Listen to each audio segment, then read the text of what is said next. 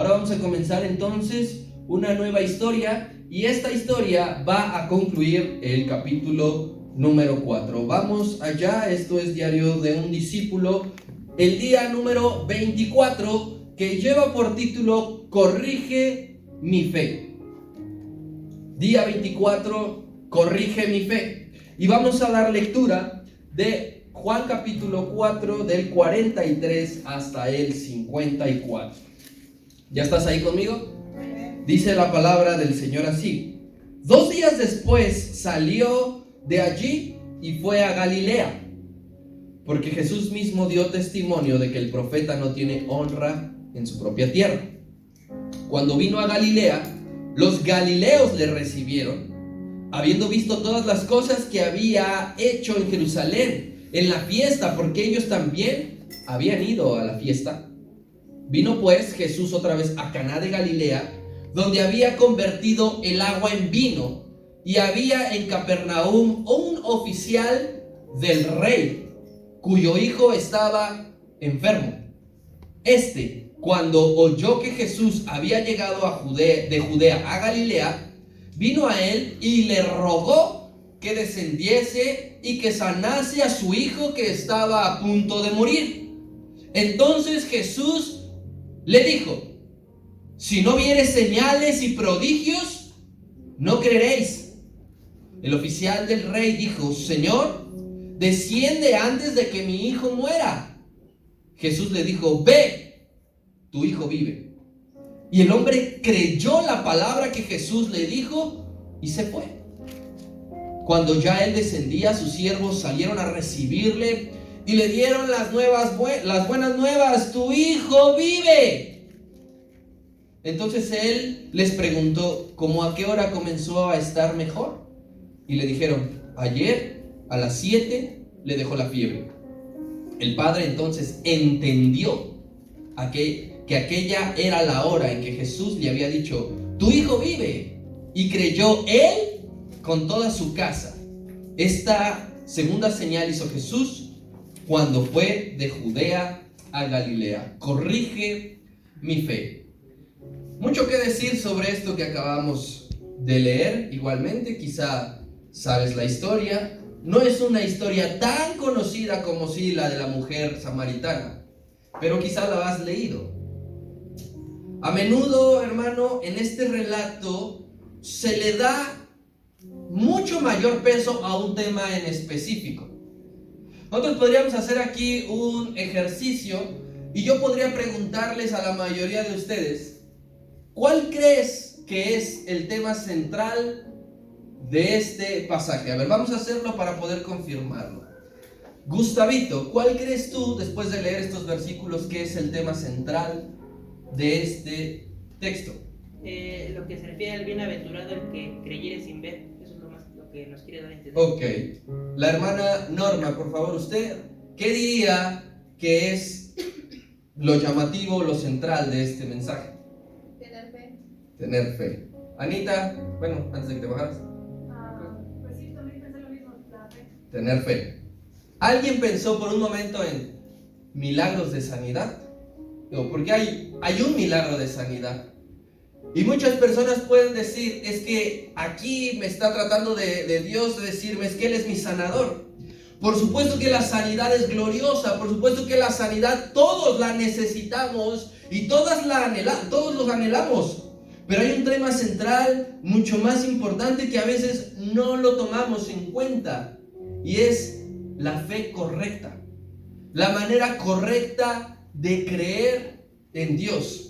Esto que veremos en esta noche, hermano, lo más trascendental de todo es creer, pero no creer de cualquier forma, sino es creer de la manera en que Dios se siente amado, en el que Dios se siente valorado, y no creer de la forma en que yo pienso o de lo que yo necesito.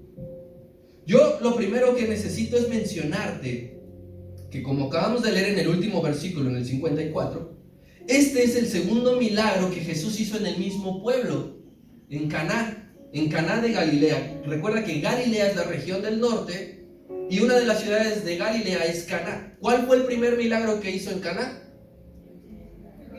Convertir el agua en vino. Entonces, este sería el segundo milagro que hace en la misma ciudad.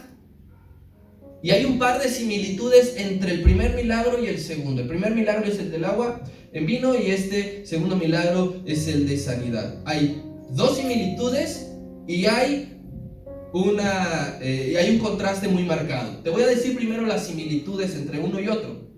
La primera similitud es la supremacía de la palabra del Señor entre uno y otro mensaje. Porque en el primer mensaje el Señor transforma el agua en vino con el poder de su palabra. Él no manda a sembrar y rápidamente crecieron los viñedos y los aplastaron y tenía nuevo vino. Él transforma el agua en vino con una oración normal como la que tú haces por tus alimentos, una oración normal como la que hizo el Señor cuando multiplicó el pan y los pececillos. La supremacía de la palabra está allí inmerso. Y ahora en un milagro de sanidad también está la palabra, porque le dijo, ve, tu hijo vive. ¿Cuál es la otra similitud? En ambos milagros, los siervos son testigos oculares de los dos mensajes. Porque en la boda, María le dijo a los siervos, hagan todo lo que Él les diga. Estaban viendo el milagro. Y del otro lado, los siervos estaban atendiendo al hijo del oficial, del noble, y estaban atestiguando cuando el niño dejó de estar enfermo. Ahora, ¿cuál es el contraste? Hay un contraste.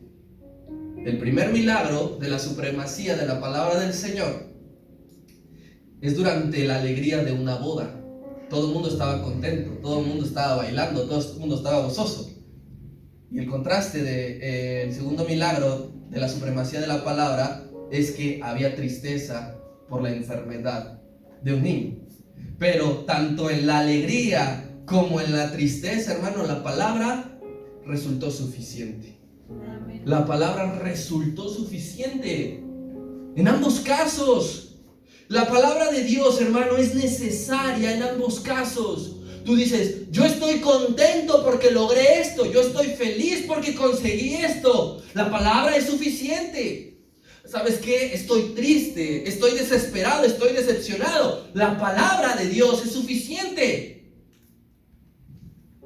¿Por qué es necesaria la palabra en cualquier parte de nuestra vida? Porque obra en ti. La palabra obra en ti en tiempos de gozo. Y la misma palabra que obró en ti en tiempos de gozo, obra de la misma manera en tiempos de llanto.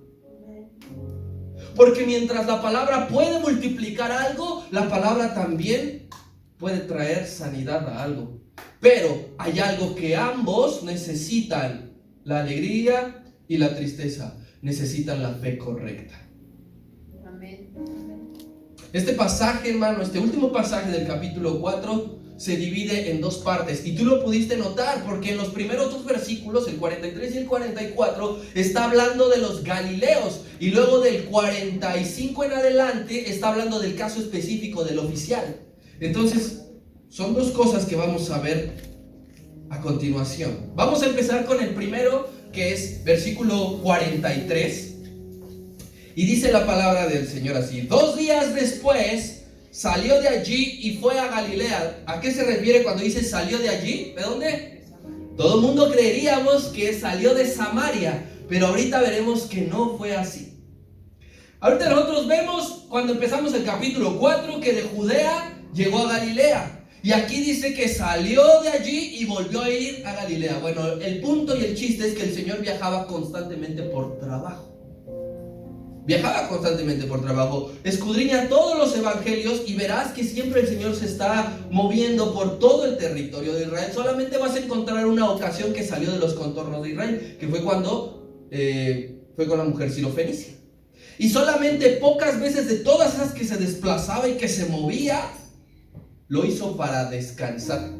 Casi siempre era por trabajo, casi siempre era por ministerio. Mira, sucede lo siguiente: si tú puedes buscar más tarde la noticia en casa, lo corroboras. Le pusieron un GPS a una águila real para conocer el trayecto de sus movimientos durante toda su vida. El chip marcaba que el águila se movía desde Asia a África, pasaba por Medio Oriente y hacía unos recorridos impresionantes, un animal. Nosotros podríamos en un mapa trasladar tranquilamente todas las veces que el Señor se movía y cómo no estaba quieto. Pasaba 2 o 3 días en un mismo lugar, pasaba 7 cuando era la fiesta, pero se movía por trabajo. Después de que sale de Samaria, salió con una gran victoria, porque viene de conquistar un terreno bien difícil, viene de conquistar una generación peligrosa, viene de conquistar muchas almas. Y cuando sale, ya se dirigía a su siguiente lugar. Pero yo le aseguro que salir de un lugar a otro siempre fue con la misma actitud, con la misma esperanza, con la misma visión, la humildad, la disposición de seguir expandiendo el reino de Dios. ¿Tú alguna vez has visto la actitud de las estrellas de rock después de dar un concierto? ¿Alguna vez has visto la actitud de los equipos después de haber sido campeones? Muchos ignoran a la gente, se ponen sus audífonos y la gente gritándoles, ¡hey, un autógrafo, una foto! Muchos van rodeados por guardaespaldas porque no quieren tener contacto con la gente. Qué diferente es Jesús en todas las áreas a una persona común como tú y yo. Porque Él no tuvo una actitud de, bueno, yo ya vengo de conquistar Samaria, creo que he hecho suficiente por el reino y necesito que ahora ustedes me sirvan a mí. No. Él dijo, ahora vamos a lo que sigue. Te pregunto, ¿tú cómo reaccionas? ¿Tú qué postura tomas después de que obtuviste algún éxito? ¿Qué actitud tienes? ¿De sentirte más? ¿De querer más? ¿De anhelar más? ¿De darle gracias a Dios? ¿De ser la misma persona de siempre? Muchas personas del barrio que salen y que triunfan en la vida ya no vuelven y se olvidan de las personas humildes. Dios no es así. Cuando Dios te use en algún lado, cuando Dios te permita conseguir algo en tu vida, siempre anda con la humildad que andaba el Señor. Porque recuerda una cosa, todo es gracias a Él. Todo proviene de Él y todo es para darle la gloria a Él. Versículo número 44. Dice, estamos en la primera parte de este relato, dice, porque Jesús mismo dio testimonio de que el profeta no tiene honra en su propia tierra. Aquí viene lo que yo te voy a enseñar para que tú pongas atención. El versículo número 44 pareciera que no pertenece aquí, porque está hablando que sale de allí y de repente me dice que no fue honrado en su propia tierra. Pero decimos, ¿en qué momento fue a su tierra para decir Juan que no había sido honrado? Este versículo 44 es un refrán que los 4 evangelistas van a citar.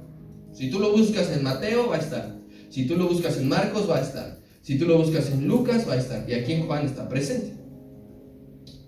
Pero Juan lo coloca en un contexto distinto al de los otros 3, al de los sinópticos. Porque Mateo, Marcos, Lucas lo escriben después de que aparece literal cómo rechazó su pueblo al Señor Jesús. Yo sé que tú lo has leído. Y dice ahí literal que no lo aceptaron, que lo rechazaron. Y por eso los evangelistas ponen directamente que un profeta no es honrado en su tierra. Pero Juan no es así. No encontramos que había ido a Judea. Juan lo omite, pero en realidad después de Samaria el Señor lo que hace es descender a Judea. Fue a Judea. Y el versículo 47 y el versículo 54 nos lo van a confirmar. Mira, vamos a adelantarnos un poco. El 47 dice, está hablando del noble. Cuando oyó que Jesús había llegado, ¿de dónde llegó? Dice, de Judea a Galilea. ¿Te das cuenta cómo hoy hay algo que le hace falta? Que Juan no quiso escribir cómo los paisanos de Cristo lo rechazaron, pero en el 44 y ahora en el 54, como dice, esta segunda señal hizo Jesús cuando fue ¿de dónde a dónde? De Judea a Galilea. Entonces Juan dice, yo no me gustó para nada que los de Judea rechazaron al Señor. Voy a poner que no lo honraron, pero no voy a poner cómo lo rechazaron. Y los otros evangelistas sí. Así que cuando tú escudriñas la primera parte de estos 3 evangelios, te darás cuenta cuál es la parte que hace falta. Ahora, ¿cuál es la causa? Muy seguramente de que en su propia tierra no le hayan honrado al Señor. ¿Cuál es la causa por la cual no le reconocieron, no le aceptaron? puedo decirte con total seguridad que fue la envidia. En Judea envidiaban al Señor para este tiempo, el Señor ya tenía un nombre famoso por todo Israel. El Señor ya contaba con un prestigio de todo lo que venía haciendo y cómo Dios lo respaldaba. Y eso levantaba la envidia de todos los fariseos, y los fariseos levantaban al pueblo. Total, que dice la palabra en otra porción, que no pudo hacer muchos milagros en su propia tierra. ¿Por qué? Porque la gente le envidiaba.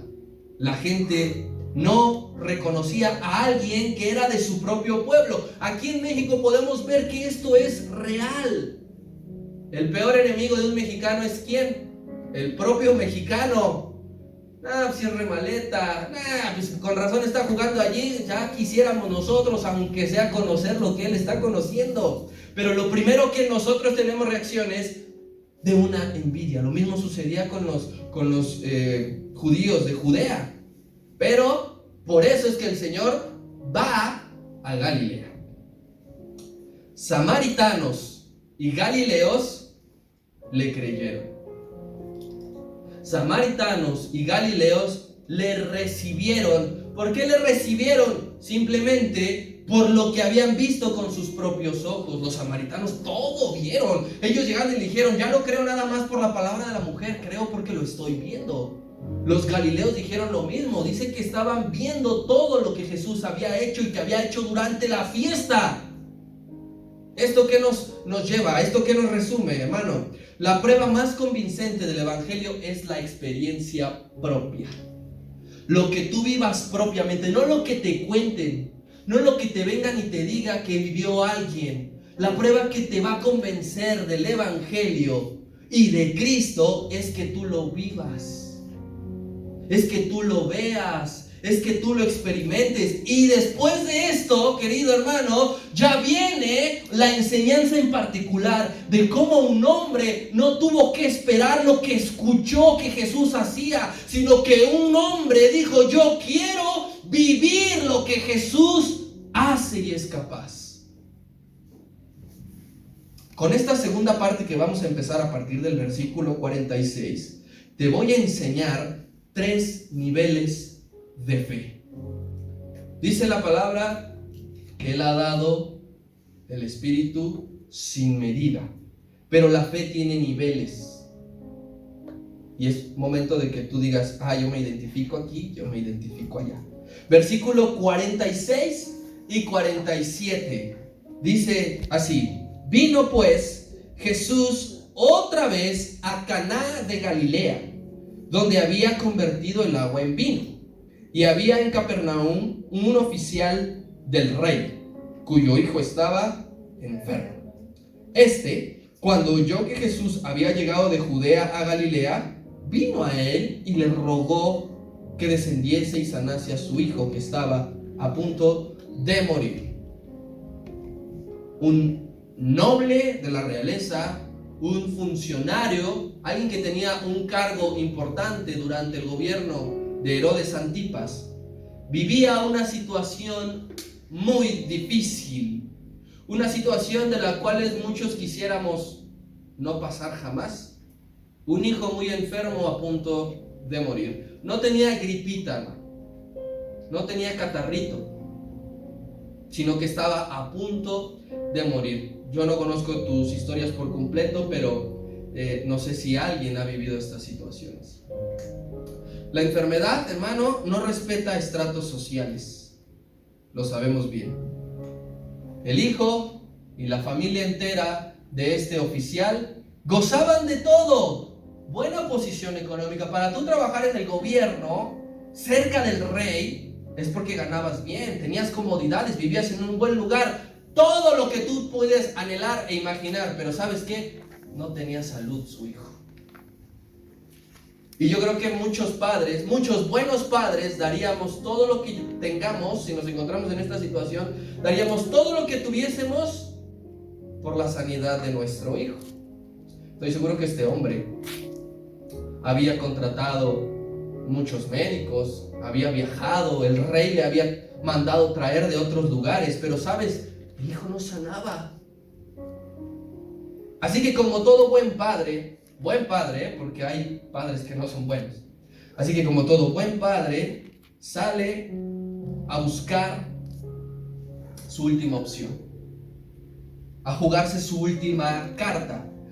Este hombre salió de su pueblo para ir a otro.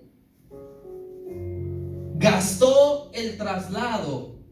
Pero eso no es lo más importante, sino lo más importante es que cuando llegó a jugarse su última carta, no lo hizo con displicencia. Dice que le rogó.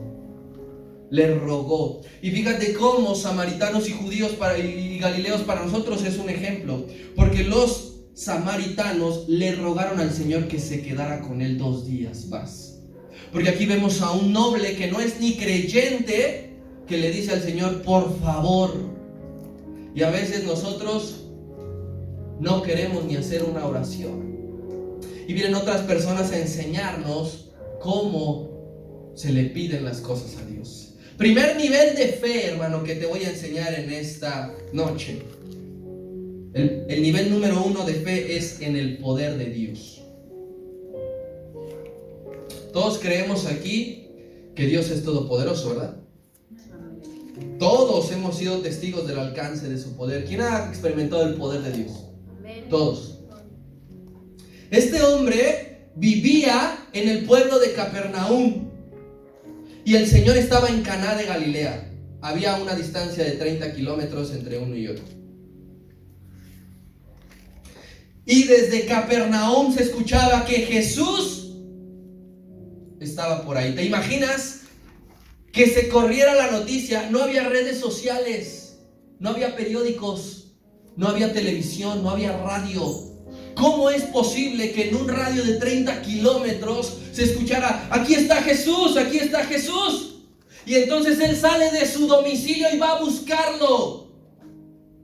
Y va a buscarlo. Y nosotros solamente a veces nos queremos conformar estando acostados en nuestra cama, pensando, aquí el Señor me puede ministrar. Y solamente nos conformamos estando sentados en el sofá. Aquí yo puedo recibir al Señor porque nada lo limita a Él, está en todo lugar. Este hombre sale de su casa y caminando 30 kilómetros, más de un día. Porque escuchó que Jesús pasaba por ahí y dijo, esta es la última carta que me queda para que mi hijo salga. Él sale de su casa en busca de un milagro. Como muchas veces tú y yo hemos salido de casa, buscando un milagro, buscando que algo ocurra. Sale este hombre con el nivel número 1 de fe en lo que Dios puede hacer, en el poder de Dios. Esta historia es un poco similar en principio a la de la mujer del flujo de sangre, porque la mujer del flujo de sangre también que escuchó que Jesús pasaba por su ciudad. Este hombre hizo lo mismo, escuchó que Jesús pasaba por su ciudad. Ambos salen a su encuentro. Esto hace mucha gente cuando en algunos lugares se anuncian noches de milagros. Si tú llegas a ver entrevistas de la gente, te darás cuenta que muchos de ellos dicen, viajé 9 horas, 2 autobuses, me quedé dormido aquí afuera. Hacen prácticamente lo mismo que estos. Porque los doctores no los pueden sanar, porque ya han probado y se han tomado muchas medicinas, etc. Entonces, ¿qué dicen? Voy a caminar, voy a ir, voy a viajar, voy a gastar para que Jesús me conceda un milagro. Mucha gente con ese nivel de fe es su máximo nivel, que Dios lo sane. Por eso te digo, pon atención aquí el tema central, la fe, la correcta fe.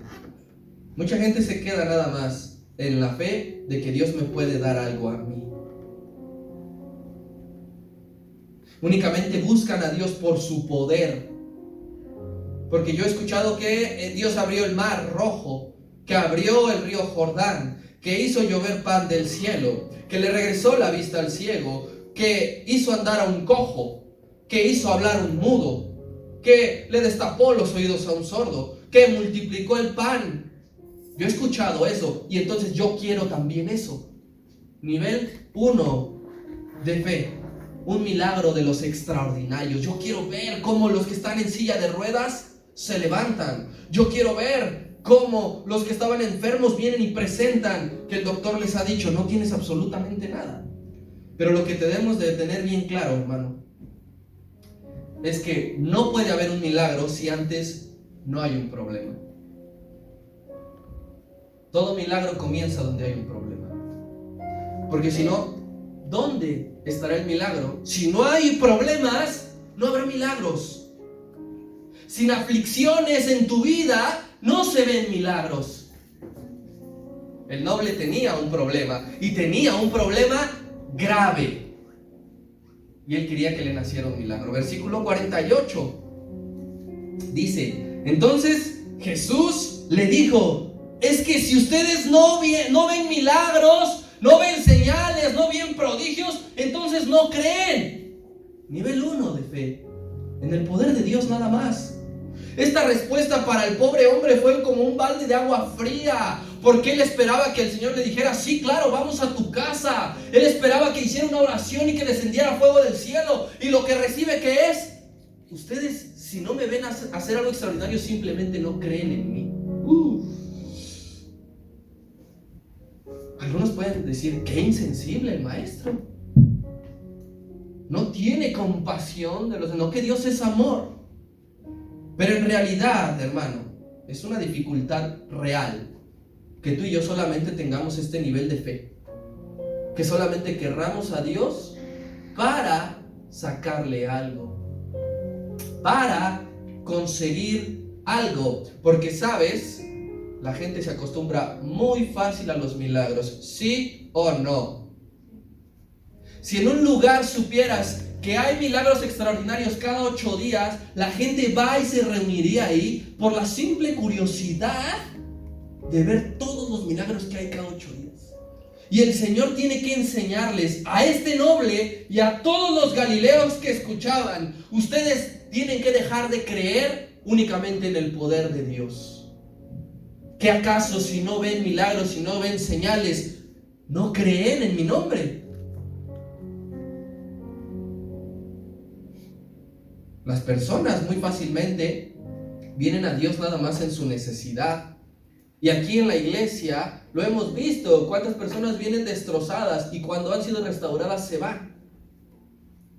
Y cuando han obtenido su sanidad se van. Y cuando han calmado su alma y su mente se van. ¿Por qué? Porque únicamente querían conseguir el poder de Dios, no querían ninguna otra cosa. No aceptan. Estas personas que tienen nivel número 1 de fe en el poder de Dios, estas personas no aceptan que Dios no está obligado a hacer lo que tú quieres o lo que tú necesitas. Dios no está absolutamente obligado. Y aquí estamos a veces, duro y dale. ¿Pero por qué? Porque nada más venimos con ese nivel de fe. Quiero tu poder. Como vino este hombre, quiero que sanes a mi hijo. Mano, si tu fe solamente depende de señales, si mi fe solamente depende de señales, si nuestra fe solamente depende de señales, somos unos perversos. ¿Qué somos? Perversos. Si tú solamente quieres a Dios por su poder, si tú solamente crees en el poder de Dios, nivel de fe número 1, eres un perverso. Porque Él dijo en otra porción de las Escrituras, la generación perversa demanda señal. La generación perversa solamente está diciendo, Padre, sana a mi hijo. Padre, sáname. Padre, dame un nuevo trabajo. Padre, por favor, haz esto posible. Esa es la generación perversa que solamente quiere estar, ve milagros. No quiere conocer al Señor.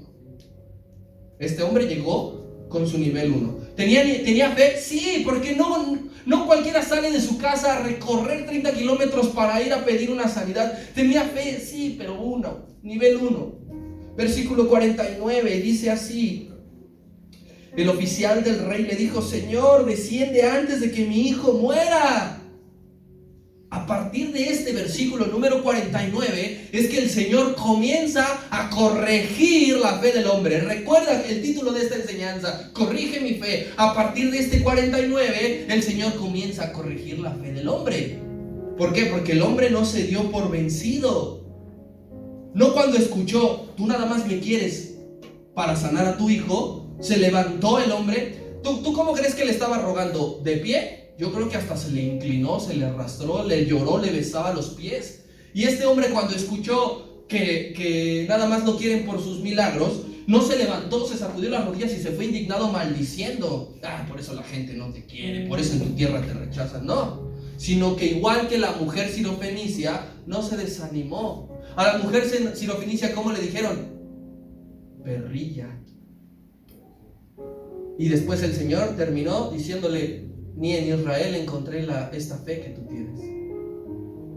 Porque este hombre insistió a pesar de en primera instancia no recibir lo que buscaba. Porque este es otro problema de aquellos que solamente buscan al Señor por sus milagros. Lo quieren así. Es más, si tú llegas ahorita a un restaurante, te aseguro que en 5 minutos no tienes tu pedido en tu mesa. Tienes que esperar. Y si está lleno, tienes que formarte atrás del que llegó primero que tú. Pero a Dios sí le queremos sacar todo a la primera, ¿verdad? Bendíceme, dame, quiero esto, quiero aquello. Y si el Señor se tarda, hasta nos ofendemos. Entonces, nivel 1 de fe en el poder de Dios. Nivel 2 de fe en las promesas de Dios. Versículos 50 al 52, que dice: Jesús le dijo: ve, tu hijo vive. Y el hombre creyó la palabra que Jesús le dijo y entonces se fue. Cuando él ya descendía, sus siervos salieron a recibirle y le dieron las nuevas, diciendo: tu hijo vive. Y entonces él les preguntó: pues ¿cómo a qué hora sucedió esto? Y le dijo: ayer a las 7 le empezó a dejar la fiebre. Nivel 2 de fe en las promesas de Dios. Ya va encaminada la fe de este hombre, porque no tuvo de otra más que creer en lo que Jesús le había dicho. El Señor no iba a ir con él a su casa. En algún momento se dio cuenta, dijo: no hay forma de que me acompañe. Pero el Señor le dijo: pero hay algo que puedo hacer por ti. Vete a tu casa porque tu hijo vive. ¿Qué era lo que le quedaba al hombre? Creer en esas palabras. Y dijo: me voy a mi casa creyendo que mi hijo vive, que mi hijo está sano.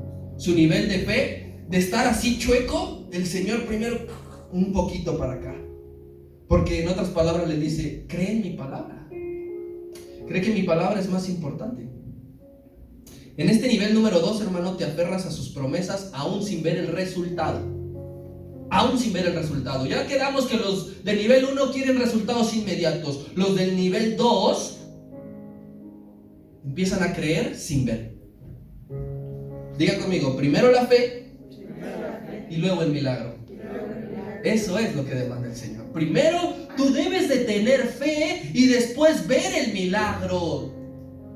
No levantó el teléfono aquel oficial y dijo: oye, ya está bien mi hijo, porque Jesús soltó la palabra diciendo que él vivía.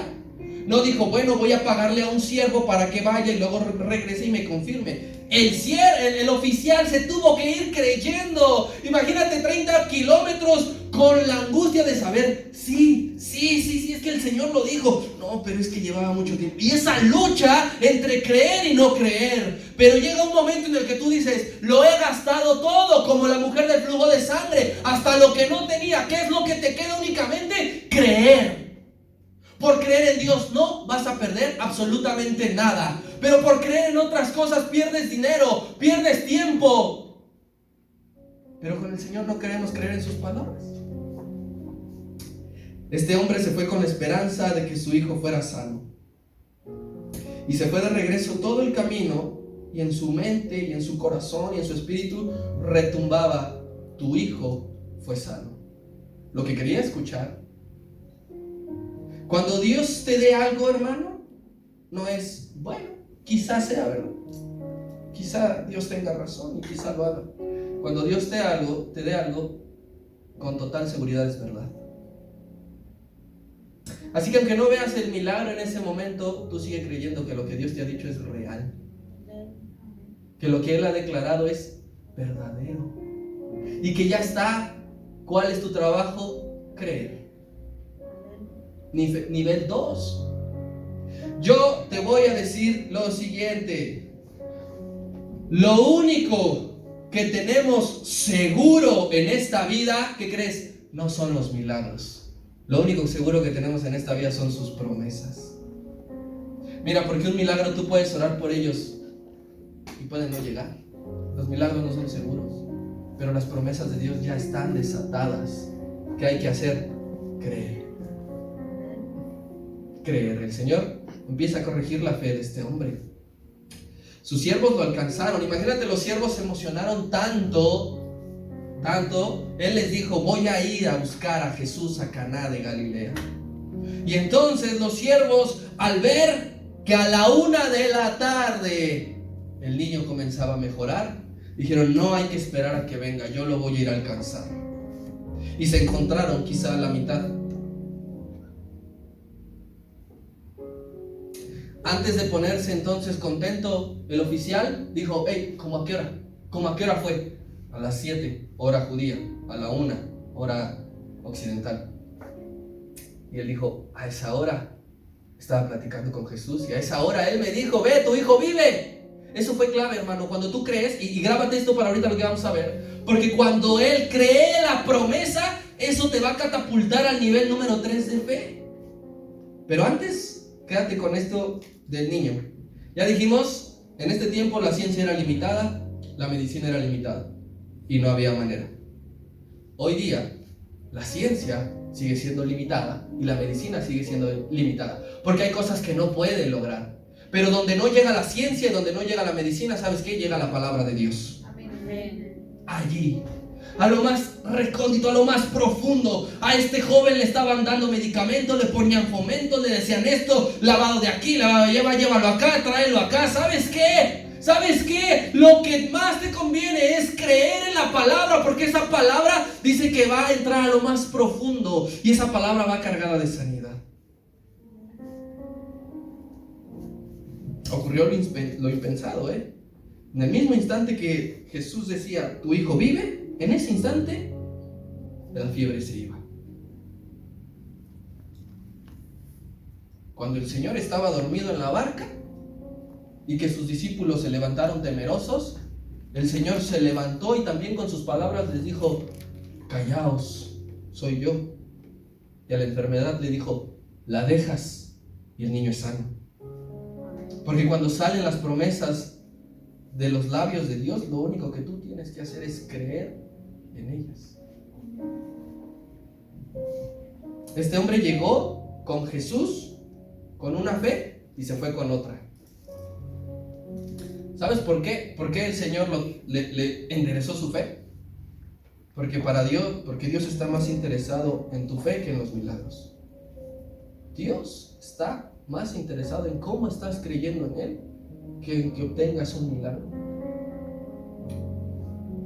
Y aquí vemos el poder de Dios grandemente que sobrepasa todo espacio, porque Cristo estaba haciendo al mismo tiempo la obra con el hombre en corta distancia y la obra con el niño en larga distancia.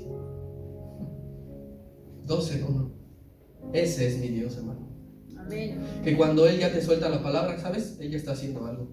Pero queremos las cosas así, mira, calientitas, recién salidas del horno. Y no. Si tú has pensado y has creído así, es momento de que le digas al Señor: corrige mi fe. Corrígela.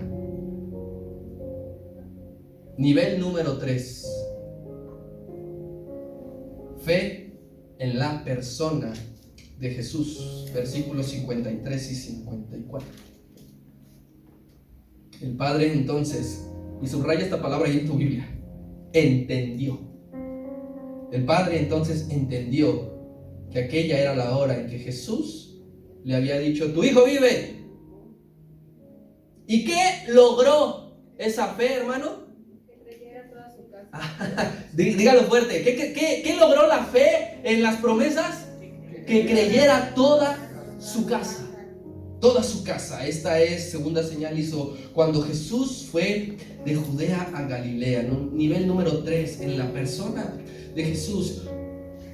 Nos es difícil a nosotros las personas. Nos cuesta mucho trabajo entender como el hombre lo hizo. Entender que la fe no es obtener lo que quería y luego largarme como un desagradecido. No es sacar la fe, hermano, no es sacarle algo a Dios y nunca más volver. O volver cuando lo necesito. Esa es la fe del nivel 1. A lo mejor muchos estamos ahí. El nivel de fe número 2 es el que te va a catapultar a donde Dios quiere que llegues a creer en Él. La fe, hermano, tú sabes que la definición de la Biblia es una certeza de lo que esperas. Pero la fe también es quitar toda esperanza en un hecho pasajero. ¿Y qué es un hecho pasajero? Un milagro. Un milagro es un hecho pasajero. Quita tu fe de hechos pasajeros. ¿Por qué es un hecho pasajero? Yo te pregunto, 70 años después, ¿quizá este niño murió? Sí. ¿Tú algún día vas a morir? Sí. Y no podemos gastarnos toda la vida diciéndole a Dios, sáname, quítame esta enfermedad, quítame la otra, compleméntame con esto, dame un nuevo riñón, dame un nuevo corazón, dame una nueva columna. Al final del día te vas a morir. Un milagro es pasajero, pero la fe es que tú quites todo eso que estorba en algo momentáneo y ponerla totalmente en la persona de Jesús, totalmente tu fe en Dios. No decir 98% en Dios y 2% en el médico y 2% y 1% en la medicina que me voy a tomar. Totalmente tu fe en Dios. Dios utilizará a ese médico y Dios utilizará esa medicina, pero tu fe totalmente en Dios. Un verdadero cristiano, hermano, basa su fe en quién es Cristo. No en los milagros. No en los milagros. Impactantes, sí. Extraordinarios, sí. Llamativos, sí. Los milagros llenan lugares, sí. Pero pocas personas son las que basan su fe en Cristo. Pero estas pocas personas que basan su fe en Cristo son las que cuando vengan los vientos, cuando sople con todo, cuando vengan los ríos, no será derribada su casa. Si tú fundamentas tu vida únicamente en milagros, vendrán los vientos, vendrán los ríos y tu casa se caerá. La fe de este hombre para el versículo número 53 ya estaba reorientada completamente en línea recta, derecha. Porque dice que no solamente creyó él, sino ¿quién? Toda su casa. Toda. ¿Faltó el perro? No faltó el perro. Hasta los esclavos creyeron en él. Imagínate, salió un hombre yendo a buscar un milagro y regresa y toda su casa se convirtió. Eso no lo hace la fe en el poder de Dios nada más. Eso lo hace la fe en el poder de Dios, la fe en las promesas de Dios y la fe en la persona de Dios. El más grande de todos los milagros, hermano, es que el Señor te salve por haber creído en Él.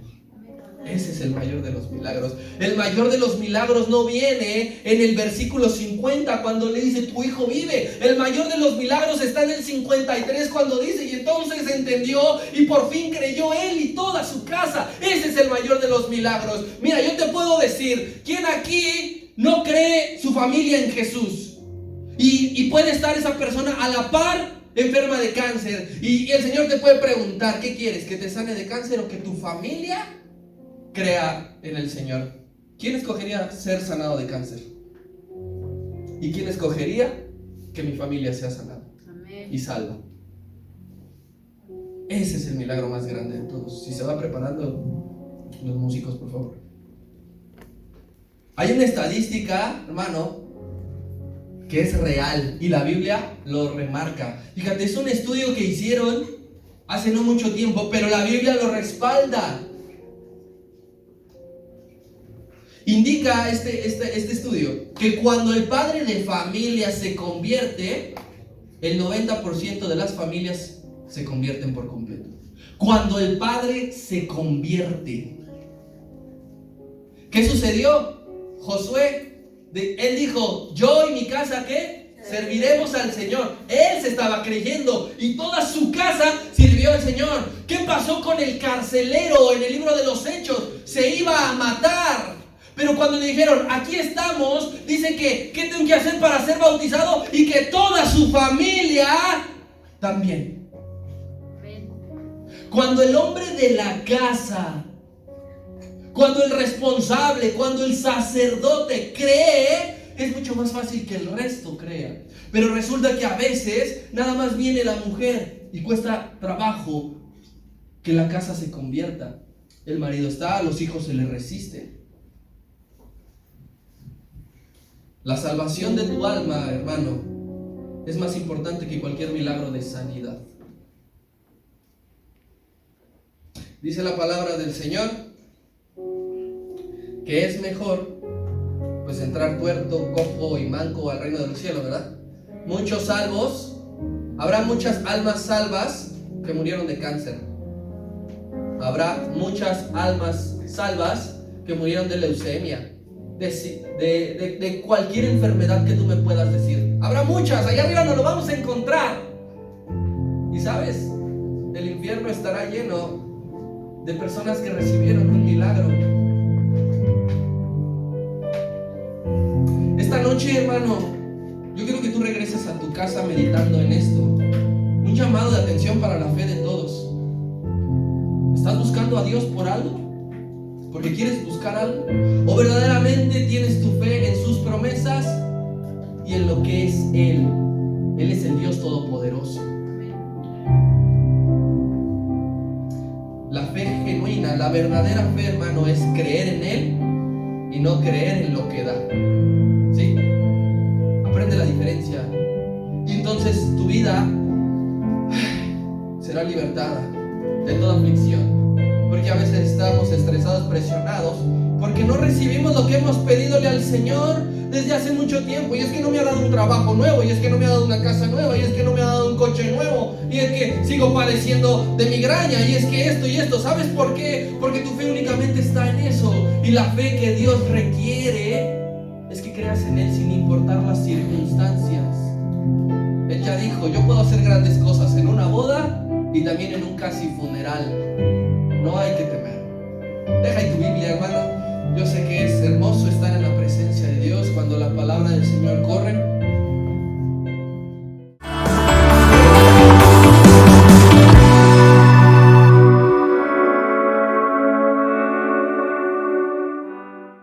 Por lo que yo padezco, por lo que a mí me falta, por lo que yo quisiera tener.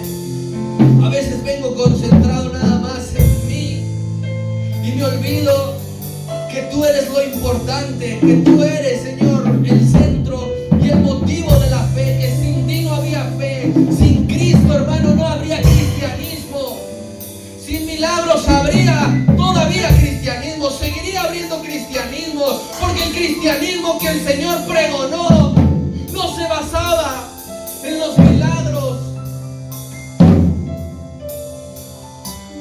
sino que Él dijo, el llamado y el ministerio que yo tengo es de traer libertad a los cautivos, a los que están atados en la aflicción, de que si el Señor no les da algo, entonces están en maldición, de que si no reciben algo, Dios ya no los escucha. Esas son cadenas y ataduras de engaño y de mentira, porque lo que Dios quiere es que creamos verdaderamente en Él. Dios se va a ocupar de trabajar en tus situaciones. Tú que estás viviendo algo similar, no sé si es algún problema familiar, no sé si ese es algún problema legal, no sé si ese es algún problema de salud. El Señor trabaja en eso. Mientras Él te dice las promesas, Él ya está trabajando, pero Él lo que quiere es que como este hombre llegue siendo uno, pero te regrese siendo otro. A veces nuestra fe se tuerce porque